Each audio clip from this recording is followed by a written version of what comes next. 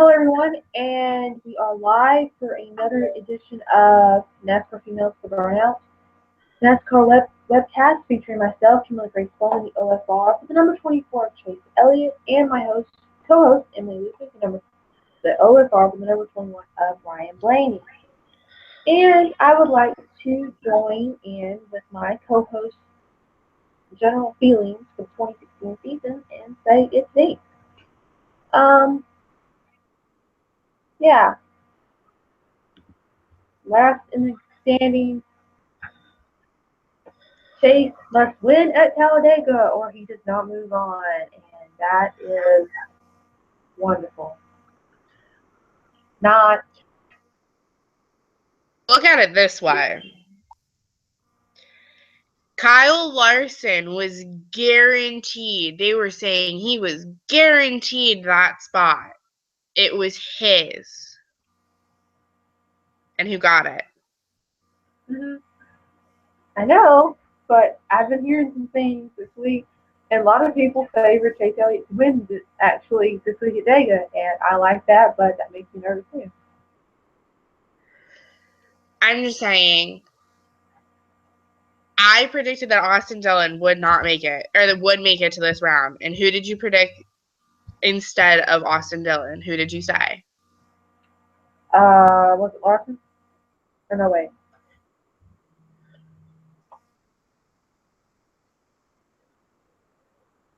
Larson? Yeah. It's not over until it's over. And you can't count Chase out until Amen. Until last lap. You cannot count him out. He has proven himself time and time again this season. And as a fellow rookie fan, the fact that I'm saying that right now says a lot. And don't get too worried. I filled it in before the broadcast. Yay me. Good job. Kevin Harvick won this week, so I wrote his name in right there. You can't read it, but I think it's there. No, you're fine. Wait. So far, it's Jimmy Johnson and Kevin Harvick officially in the round of 8, headed into Talladega this weekend. And hello, I have a second visual. Is it backwards or is it clear? You're good.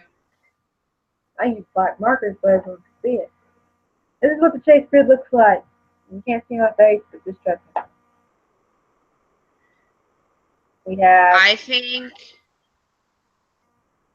honestly, I think Brad, he's trying for a Talladega sweep for this year. So there's a good chance Brad might win this race or do decently well. I think there's a chance that Logano will get knocked out and won't make it to the next round. That would be nice. At least that would. Scenario would be Logano out. You know, the top 8 is so strong that I'm starting to doubt myself here. Well, it's hard because, like you said, they are very strong. Like, right. Who are you really going to eliminate? Right. I mean, the whole top 12. I mean, they wouldn't have made it to the chase in the first place, all 16, and they didn't have something to bring in the game, especially down to the 12. I think when you go from the 16 to 12, that really eliminated any, Victor got eliminated, several others got eliminated that, not that they're not good drivers, but that kind of weeded out some of the lesser. And this 12 is pretty strong. I mean, this is the best of the best, in my opinion, these 12 we've got here. And now when you go to 8, it's like you're starting to really get it. The thing about this last race in this round is it is Talladega. Talladega is unpredictable. You never know what's going to happen. However, that makes me really nervous for certain drivers in that top 12. Because with just the blink of an eye, somebody's season is ruined. And I guess that's what makes this round so interesting, is because you have 2 really big tracks, Charlotte and Talladega, in this round. You know, Charlotte, we had issues with rain and blah, blah, blah. I don't know how the weather is looking in Alabama for this weekend yet. I haven't checked. It's looking great. It's looking great. I checked. Good to know. Perfect. Well, it's raining here, so yeah. I think it's raining here too, or it just got done. Interesting. Well, I think we're gonna see some drivers digging hard, digging deep. I think we could see a rookie's first win. I'm not saying which rookie, but they also need to. But they need to keep their head on their shoulders, and they need to realize that it is Talladega. Play it. You have to play it smart. You either stay completely at the rear of the field and wait for the big one, and you wait and you wait and you wait, or you make it to the front and hope to God you don't get stuck in the middle. And back, Jamie Johnson played it that he was going to wait at the tail end of the line, and he waited and waited and waited, and the big one came. And after the big one, he started making his move up the track, and then another big one came. So you also have to be wary of that situation happening too, because we always have the big one at Talladega, and then we have the bigger one at Talladega. Or the big one and the little one. The little big one. The little big one, yeah. The little big one leading to the big one. It could definitely change the aspect of what could happen this weekend. Definitely, I've thought about scenarios and what should Chase do, and my automatic thought was, of course, hang back, be a little conservative. If what happens, he can raise his way to the front. They were talking about on the preview show this week. I found it kind of interesting how they kind of disagree with that fact of you want to get up there, be in the front, and show your speed. Because the reason why was that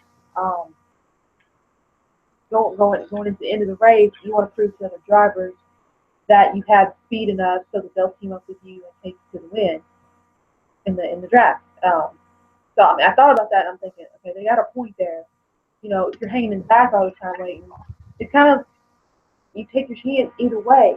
When they said that, it kind of struck me that that is kind of interesting. That idea of you hang in the back, but then the other racers don't know, okay, do you really have speed or were you just playing it conservative? Should I team with you to win? So that they did make a strong point there, and it kind of crossed my mind. Okay, that makes sense. I don't remember which race it was, but I remember thinking, okay, why won't someone first chase to the win? I'm not sure which race it was, but I don't think anyone would team up with him. I can't remember if he played it conservative that race or what. But I know what race you're talking about. I know what race you're talking about. I just can't think of which one it is. But it's the same thing. If you think about it, Ryan and Chase are in the same exact position. Nobody at Hendrick came and helped Chase out. And when Ryan was doing well and he was racing in third, Joey and Brad never came to help him out. They only care about themselves. And I get it. You're out there to win. I understand that. But they are technically your teammates. As a company, you should want to help out someone else. If your car is not capable of winning and you know that ahead of time, you should make the effort to help your teammate out, because do you really want another team getting those points? Do you? I wouldn't think that you would. Mm-hmm. Owner's points matter. Although I did just come up on an interesting article, so I went to the NASCAR.com site because I just wanted to prove the fact and announce that, for everyone wondering, Ryan Blaney finished in the top 15 this weekend, and that is a really good finish considering his past few weeks.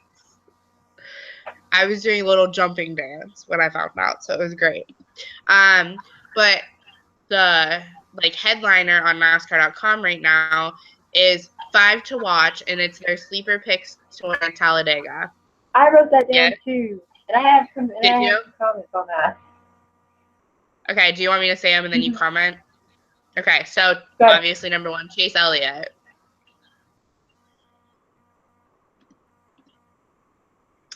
They said, even though he has one Sprint Cup Series start at Talladega, it was a worthy one.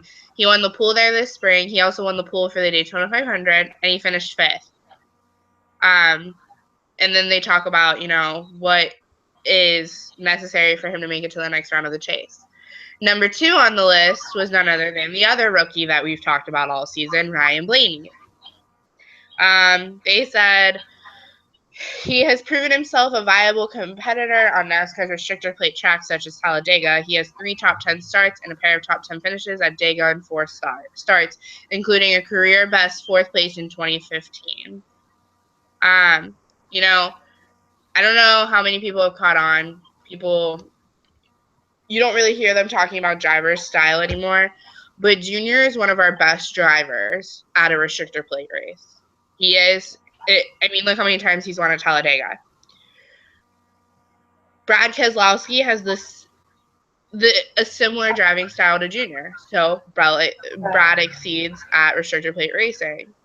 And then Who else helped to mold Ryan? Brad Keselowski, that was his boss. Brad and Ryan have similar driving styles as well, which I think that's why Ryan has been so successful at the restrictor plate races. So I think that's a good one for them. And then number 3 was Denny Hamlin.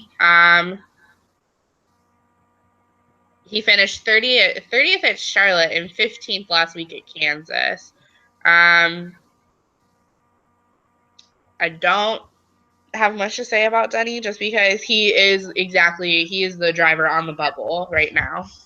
Right. Well, I mean, they also saw a TV show where they're bringing on these Toyotas just to finish this race, so I guess it makes Denny possibly a viable contender. And the last one on that list was just thrown in there for fun, I think. But you can carry on. There's 2 more. Right. So Paul Menard is the 4th one, which, real quick, for all of you fans that have been listening the past few weeks and listening to me complain about the situation with Ryan Blaney and Paul Menard and Team Penske, Paul Menard is contracted through 2017. So we really don't have to worry about it for another year. That's all I am saying about that. Anyways. NASCAR straight up calls him out and says he might seem like a long shot at Talladega, but he has 4 top 6 finishes in the past 6 races there, and he normally runs in the front in the final laps. But if you also think about it, how many wrecks happen at that point? So maybe he's just good at avoiding the big ones. Does it really have to do with his driving style? I think they needed to factor that in when they were deciding on these drivers. And then the 5th one. Like, why? They just stuck that in there. Oh, of course they did. Of course they did. Because it's none other than Danica Patrick. And we, anytime we have, that one pole.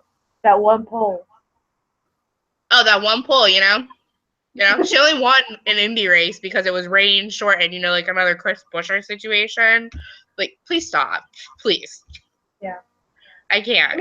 But they said, even if she was an excellent driver, to make that one of the sleeper choices, that just cuts me. No, y'all just threw that in there. Oh, yeah. Literally, this is what the caption is on the picture. Danica Patrick hasn't had the kind of 2016 season she was expecting. However, she has consistently proven to be a player on NASCAR's restrictor plate tracks. She won the Daytona 500 pole in her rookie season. How many years ago was that? And has a pair of top 8 finishes at the Florida track. Two top 8 finishes in how long? Although Talladega results have been tougher to come by, some of Patrick's best opportunities have been at these big tracks. Opportunities, not wins. Uh-huh. You mean, so she might finish in the top 10 this time? We need to figure out which male driver has an identical slate or identical career and stats to Danica, and it's probably one you never hear about. Honestly, for a while, I compared Larson because Larson came over from Indy. It kind of made the same sense, But Larson's been in the sport in less time than whatchamacallit, Danica has. So how can you... Sorry, I lost my train of thought. I did not mean that in a derogatory way. I apologize. That's a what's her name, not a whatchamacallit. Listen, maybe I just want some candy, okay? Okay, I don't need your sass. But if you think about it, Larson came up through the NASCAR through diversity. He's raced for Ganassi, and he finally just got his first win after 99 races. How many races has Danica raced in, and she still doesn't have one? That would have been my comparison for a while, just because, Indy and everything, they can relate. What would have been better fit pick for the sleepers? Oh, man, dang it. Sorry. I have a few people, actually. One of my sleeper cells, or sleeper drivers that I would have picked, sleeper cells, I clearly read too much stuff. I would have went with Casey Kane, honestly. That would have been a better choice than them.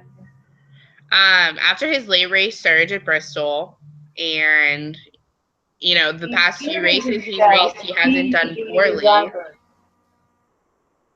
I think he would have been a better choice than Danica, personally. That's just my opinion. So, I'm sure when we got to the end of this broadcast that your picks would have been Dale Jr.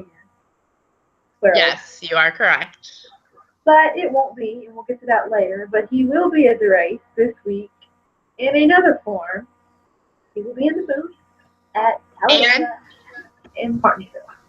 Wait, the best news that came out of this week, besides that, because he's back at the track, the best part about it is he has confirmed he will be back for the 2017 season. I mean, like, I cried. But he confirmed. I cried. You don't understand. Like, literally cried. It's an emotional moment.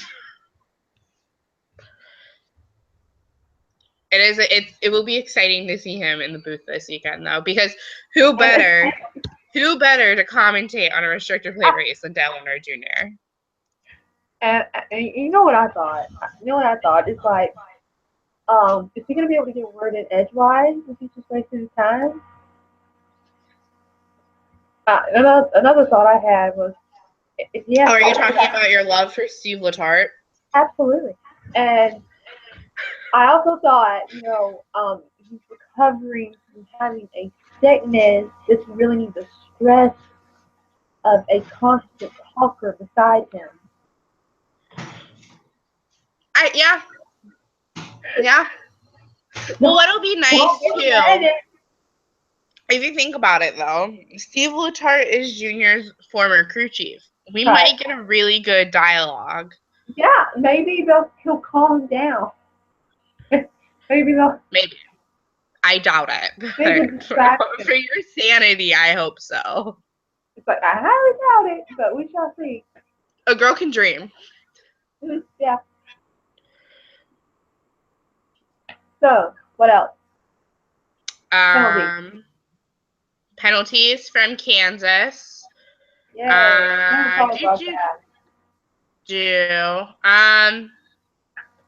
Greg Ives, the crew chief for Junior, Alex Bowman, was fined $10,000 for lug nuts not properly installed after the race.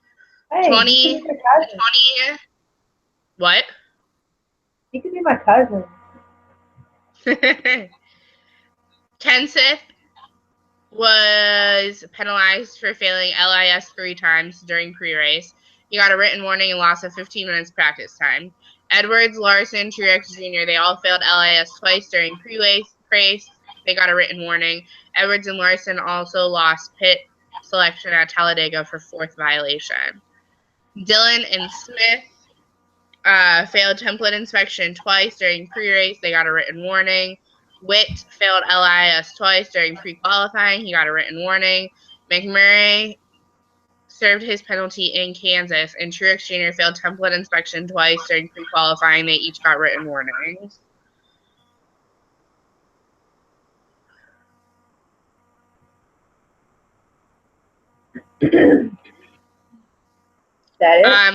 We also learned this week that Jeffrey Earnhardt has a ride for Talladega with BK Racing, so that's kind of exciting for him.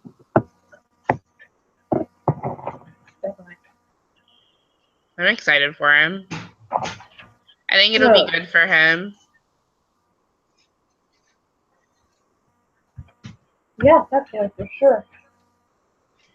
You know, it's So interesting. we So for all NASCAR fans, like we still don't have a series title holder for next year. Like who's going to be sponsoring the main series? maybe they'll And like announce it during the awards or something. normally they have it picked by now. This is why I'm just like, how are we at this point? How is it mid-October and we still haven't picked somebody? Do you remember the date for the last one they picked? Around what time they announced it? I don't know. Sprint's been with them for what, like 8 years, 10 years, 8 years, something like that. It's gonna get some getting used to when they change the name. I tell Well, you, we'll get Sprint after 6 months are straight. you kidding me? I used to call it Nextel. It took me years to stop calling it that. And same with Winston. My watching of NASCAR probably started right at the tail end of Nextel, just before it switched over. That was If probably it when I makes really you started feel watching. any better, we are into the second year of the Xfinity series, and I still refer to it as Nationwide. I'm basically on Xfinity. I caught my dad. He said Nationwide today, but I'm pretty much saying Xfinity now. Yeah, no, I even write Nationwide in my article. I need to stop with that. That's why it's been bad. But I found it interesting because NASCAR said that the Cup Series title sponsorship is expected to bring in less money for NASCAR, which is really interesting because they're already taking a hit at races because they're not getting as many fans to go because they keep changing things. So now you're saying that your new sponsor is going to be bringing in less money too. Well, that's negative. No, it's not. Their logic, Uh, it's not good. Not right. good. So speaking of spending a lot of money, um, I did ask my dad about lights at Vegas. Oh, I promise I update this week too. It just started on. He said, yeah, it could be done. That's basically what I said. It could be done, but it's going to cost a lot of money. oh, I don't doubt that it would cost a lot of money, but I'm just It's going to saying be Daytona is just as big as Dega, and Daytona has lights, and it's on the beach. That's all I'm saying. How can we get lights at the beach, but we can't get it at Talladega? I can guarantee you there ain't no beach in Talladega. It's like in the middle of nowhere. Exactly. So why can we get lights at the beach where there shouldn't be lights? It should just be the moonlight. Why can we get lights there, but we can't get it at Talladega? I'm telling you. I mean, going to Dega, I mean, it's like, cause you haven't been there, right? I haven't been to Dega or Daytona. Okay. So when you're going to Dega, you basically are on back roads. And it's like going to a dirt track almost, except it's huge. And then you get there, and it's just like, wow. That's kind of how it is getting to Michigan, honestly. Michigan, you have to take like a bunch of like roads that you're just like, where am I going? It's so weird because on your way there, you're literally like driving through roads that you're just like, where am I going? And then right by the speedway, there's a state route, and you're like, where did this come from? How are there stores around? It does not make any sense. There's not much around Dega. Like, there's not a gas station. I mean, there may be some close by from what I remember. There's not. You have to go. That's like the nearest city is several miles away. I will get there one day. I will What is camp in the infield of Talladega one day. Oh, you must be able to. I will not settle for anything less than that. It was so funny when we went there. You know, the driving person, everything. You basically go up to the gate. They have to sign us in. Yada yada yada. Make sure you know who you are. And then we just went through the tunnel. And then when it went into the infield, and there's just like nothing there. It's like nothing. It's just the setup they have for the Rich City driving experience, all that. Basically, at the pit stops where they were having it, it all was there. But the rest of the infield, there was nothing. I mean, the garage empty. So it's like when you're driving by, it's just like, oh, angels singing as you're driving by. Especially when we went there for the first time, it was kind of like, whoa, dude, this is hot. And then when there was nothing there, that's made it cool. I mean, there's like nothing there, and we were just kind of like. Wow, how do we get here? Oh yeah. I will. We have confirmed that we will be going to Michigan this year for the June race. So I'm super excited because it happens to be my 24th birthday weekend. 24? Lucky number. Super pumped. Huh? I said 24. Lucky What'd you number. say? I really wanted to go to Talladega, but I refuse to go unless I'm camping in the infield. Same with Bristol. I won't go to Bristol unless I'm camping in the infield. This is funny. Your next birthday, you'll be 24. My next birthday, I'll be 21.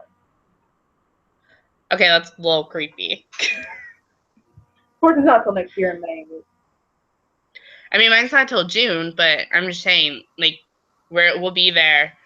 We will be driving on Thursday night, and my birthday's on Friday for the ARCA race. And my mom has already warned me, I swear to God, if you act the way you did for your 21st birthday weekend, I will leave you there. She said, don't get into any fights with any Kyle Busch fans. I said, okay. Could you leave you there? I don't think you can play, but anyway. No, I wouldn't mind, actually. I'd find something to do. Oh yeah, I remember when we were there at Sega and you're standing on the pit, like right at the wall. Like not behind the boxes during the race, none of that stuff. I'm just standing in the pit. I'm literally right at the wall and I'm thinking, wow. Mm-hmm. I actually have footage from that. I want to post it on my YouTube channel for you to see. I thought it was crazy.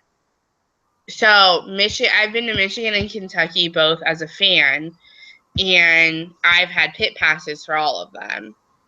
And so you can only get so far with your pit passes as a fan. And, we stood behind the pit boxes or whatever. But what was really cool was it was a life-changing experience was when Caitlin and I went to Kentucky this year as media, we were able to take pictures from the pit boxes. So we were standing literally against the pit wall during the race, and then they told us to move, which was fine, but it was just like there were cars moving past us at that moment in time. It was just surreal. Right. I mean, even for me, for the first time, and it was, not the real cars, but just the driving experience cars. Even then, it was just kind of like when I heard the sound for the first time, I was just like, whoa. Oh yeah, it's insane. And then around the track, it's a great time. Like, my gracious.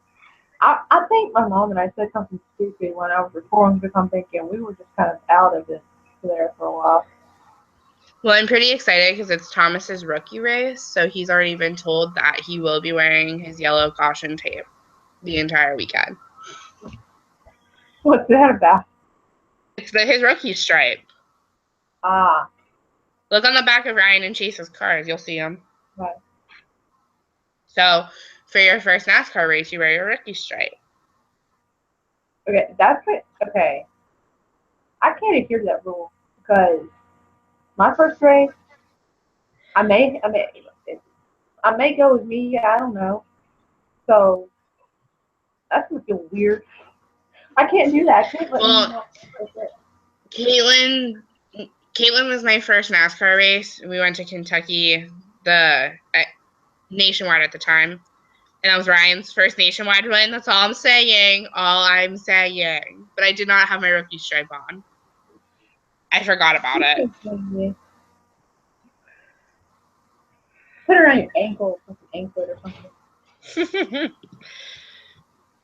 I think it's different though. Like when you go to your first race as a fan, I would wear it. Just because you went to your first race as media, I wouldn't wear it. But it's different when you go as a fan compared to when you go as media. Right. Totally. So, picks for this week. Do you want me to do track specs first? Because the wheel's still rolling for picks because I have to pick someone new because Junior's not racing this weekend. So I've literally been thinking about this for weeks and I don't know who to pick. So we'll see what. I've been thinking about this for weeks when I found out he wouldn't race. Always my Talladega pick because he's so good at it. And I'm just like, I don't know who to pick. Okay, so this weekend we are at my favorite track, Talladega. It's a 2.66 mile tri-oval, and it's 48 feet wide. In the turns, the banking is 33 degrees, and in the tri-oval, the banking is 18 degrees. The May 2016 race winner was Brad Keselowski. The October 2015 race winner is Joey Logano, and I see that there's a Team Penske trend happening, so stay tuned on that. The track race record was Mark Martin in 1997. He had the fastest speed, 188.354. Our youngest race winner is Bobby Hillin Jr. He won at 22 years, 1 month, and 22 days in 1986. Our May 2016 pole winner was Chase Elliott. October 2015 pole winner was Jeff Gordon in the 24. That's interesting. Our top 10 driver ratings at Talladega are Chase Elliott, Dale Earnhardt Jr., Matt Kenseth, Jimmy Johnson, Kurt Busch, Brad Keselowski, Brian Vickers, Denny Hamlin, Joey Logano, and Kevin Harvick. Scenarios this weekend. Johnson and Kevin have already clinched. A new winner would be a win by Joey Logano, Austin Dillon, Denny Hamlin, Brad Keselowski, or Chase Elliott. Matt Kenseth would clinch on points with 13 points. So he has to finish 28th and no laps led, 29th and lead at least one lap, 30 and lead most laps, and a new winner. If there's a repeat winner, he clinches on 11 points. So 30th with no laps led, 31st and led at least one lap, and 32nd with lead most laps. With a win, he would clinch the next round spot. Kyle Busch, unfortunately, would clinch on points with 15 points. So he has to finish 26th and no laps led, 27th and at least one lap led, and 28th with most laps led, and a new winner. If there's a repeat winner, he clinches on 14 points. So 27th and no laps led, 28th and leads at least one lap, 29th and led most laps. He clinches if he wins. Carl Edwards clinches on 18 points, so 23rd and no laps led, 24th and at least one lap led, 25th and led most laps, and a new winner. If there's a repeat winner, he clinches with 16 points, so 25th and no laps, 26th and one lap, 27th and one laps, and he wins. If he wins, he clinches. Kurt Busch clinches on points with 25 points, so 16th and no laps led, 17th and one lap, and 18th in most laps, and a new winner. Repeat winner is 24 points, so 17 and no laps led, 18 in one lap, 19 in most laps, and he clinches if he wins. Martin Truex Jr. clinches on 29 points, so 12th in no laps, 13th in one lap, 14th in most laps, and a new winner. Repeat winner, he clinches on 28 points, so 13th no laps, 14th one lap, 15th most laps, and he clinches if he wins. Joey Logano, repeat winner, clinches on 41 points, second in most led laps. Sorry. With a win, would clinch a next round on spot on wins. Could clinch on points with a new winner and help. Austin Dillon, if there's a repeat winner, would clinch on points with 41 points, so second in most laps led. With a win, clinches the next round spot on wins. Could clinch on points with a new winner and help. Denny Hamlin with a win would clinch the next spot, or clinch next round. Could clinch on points with help. Same with Brad Keselowski, same with Chase Elliott. However, like I said before, it is Talladega. Which means all of those scenarios that I just took the time to read are not realistic at Talladega. If Chase has a good run and he could lead the most of the race, even if he didn't win, he could possibly gain his points back. And then a couple of the others have a total bad day, and they end up falling below, and he gets in just above the cut line. Yeah. Could that happen? Or am I reaching? I think you're reaching. Honestly, it's going to take the big one unless he wins. If he wins, then it's fine. But I think he's going to need help either way. And I pray to God he doesn't end up in the big one. Because if he does not end up in the big one and those other drivers do, he will get in.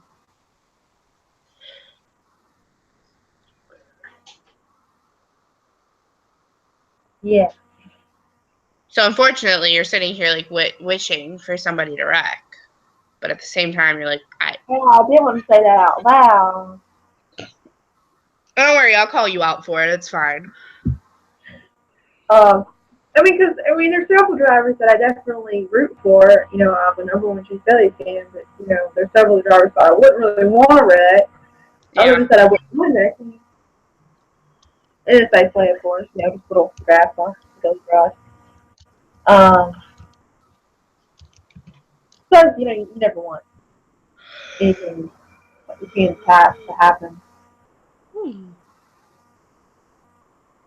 know, since I never really have seen any of the really horrible wrecks, you know, like back in the day, I think the Austin Dillon one at Daytona was like my moment of, you know, is he okay? I mean, I really was like, Did you not watch when Michael McDowell wrecked in practice for the Daytona 500? oh yeah. But I mean, I think the Austin Dillon thing was a little worse, I think. Wait, so you didn't watch in 09? I would have You've seen it. seen you've I seen mean, the I wreck. remember. You've seen the wreck that like angers Caitlin down to her core, right? Oh yeah, all over. But I mean, Austin Dillon. I mean, everything but where his cockpit was got torn apart. Yeah. I don't know if you've ever looked at like older wrecks, but Rusty Wallace, I don't know how that man is still alive. That is one driver that I'm always like. I've watched several of those compilation videos of, you know, the worst wrecks, and I just sat there looking at my phone or computer like, Oh yeah. One Rusty always just like, I don't understand how he's alive. Like, it never has made sense to me. The good Lord was on his side that day. That's all I have to say. definitely. But no, Caitlin, I don't know if she's watching because I don't have the YouTube page up. And I haven't got any tweets, so maybe she's not. But she hates when I bring up the wreck at Talladega with Carl and Brad because it's just so devastating for her. But I find it hilarious. Yeah, he was leading, and Zelowski got him loose. Is that how it happened? Brad, they were battling for the position, and Brad turned Carl, and Carl got up, as did his rear. And he spun in the air and he hit the fence. You know, and then he rolled a little bit. And Caitlin was very upset, and that's why she does not like Brad Keselowski. She's very hateful towards him. That would have been, would that have been a rookie year for Keselowski, or what was his rookie year? Was it what? Was that his rookie year, or what? That was one of his first few years. That was before he was at Penske. Who was he with?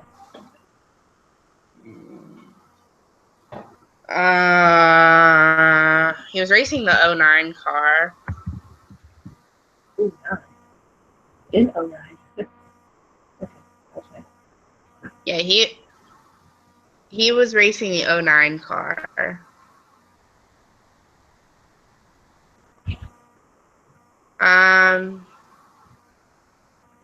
He ended up winning that race though. But he was racing for, why can't I find it? I'm hurrying to be too. He was racing with Junior Motorsports in Nationwide.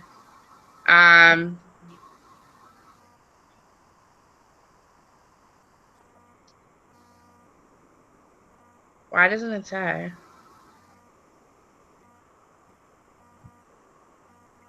I know he was in the 09 car. It actually says he it literally calls him out on that wreck too. I don't understand. Racing. It was Phoenix Racing. Dang it. Sorry. Okay. My bad. Competitive. You did have head start.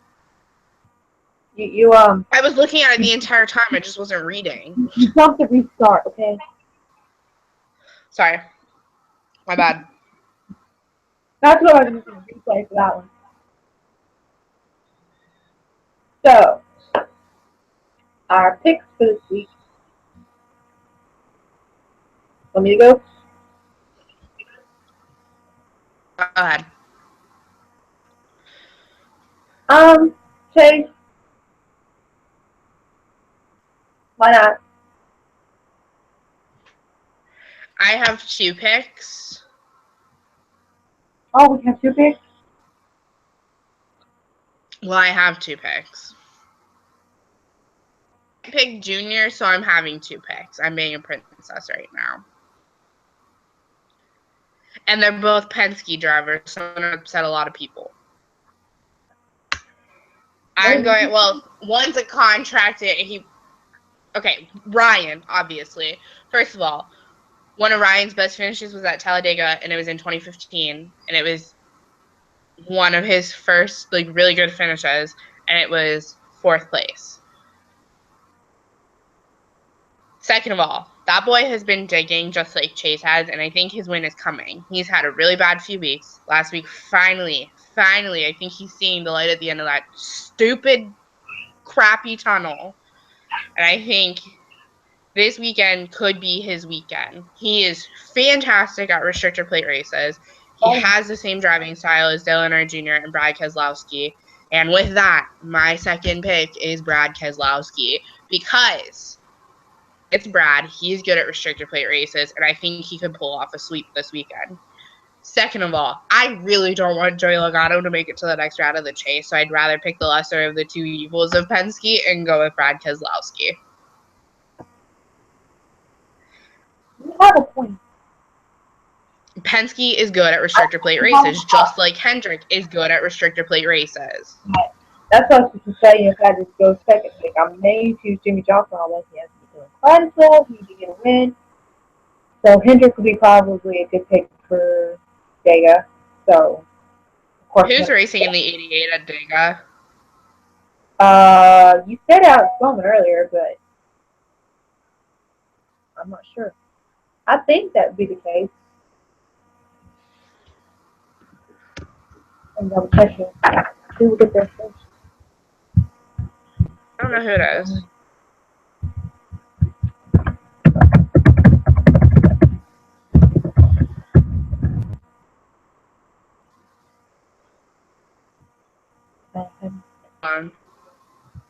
Well, I'm looking too. It's Alex Bowman. Oh! I was so close.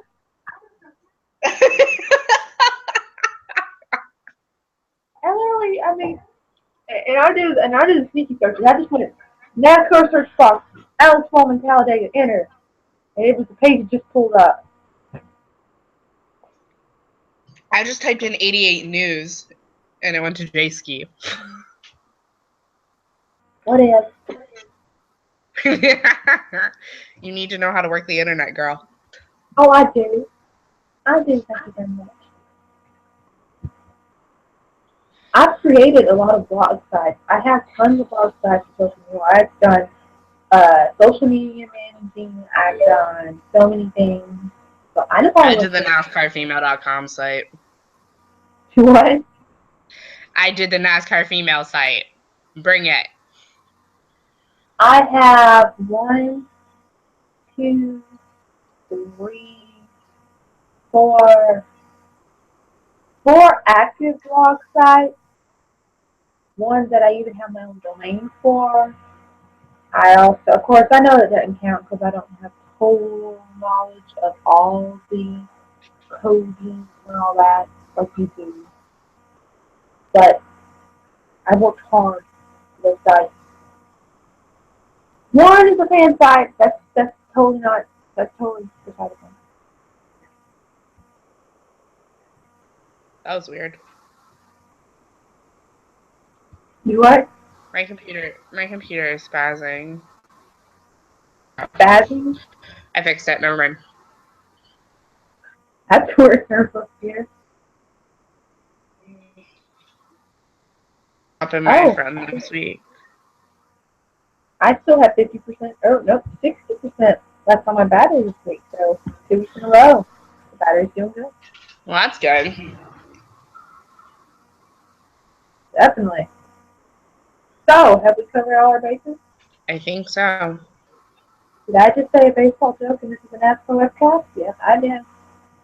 I'm okay that you made a baseball reference because the Cleveland Indians are going to the World Series. I'm just saying I'm not excited or anything. Hey, how about them Cowboys? I'm so excited. I could cry. And no offense, but the Cowboys, they're good quarterback. I'm learning a little bit about football right now because I've kind of become a fan. And their quarterback is from my state. The reason they're doing so good. I actually do not watch the NFL. I don't either. I just started kind of watching it online and kind of following it. You know how I know about Texas, so I just kind of learning my way in there.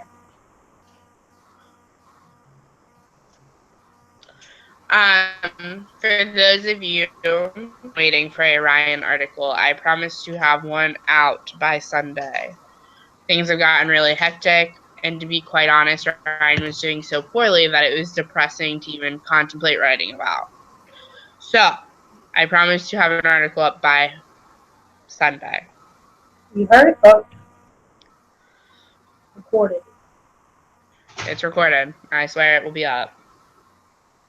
And I need to get one done myself. I don't know, maybe wait till after this race, this round's done, maybe or recap over the past 2 rounds. And hopefully it'll be a darn he didn't make it or hell it is to the next round.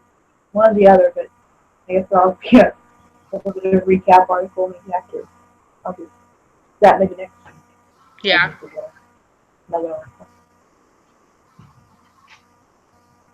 So, I feel you. if that's all, I think so. Don't forget to head on over to NASCARHumor.com, read all the wonderful articles by our ladies who work so hard at writing for their passion, NASCAR, and follow us on Twitter, Facebook, Instagram, Pinterest, you know the drill. And subscribe to the YouTube channel. We need more subscribers so you don't miss a thing. And tune in to Talladega this Sunday and see how it turns out. And we'll have the round of 8 to discuss. We'll return next week for the burnout.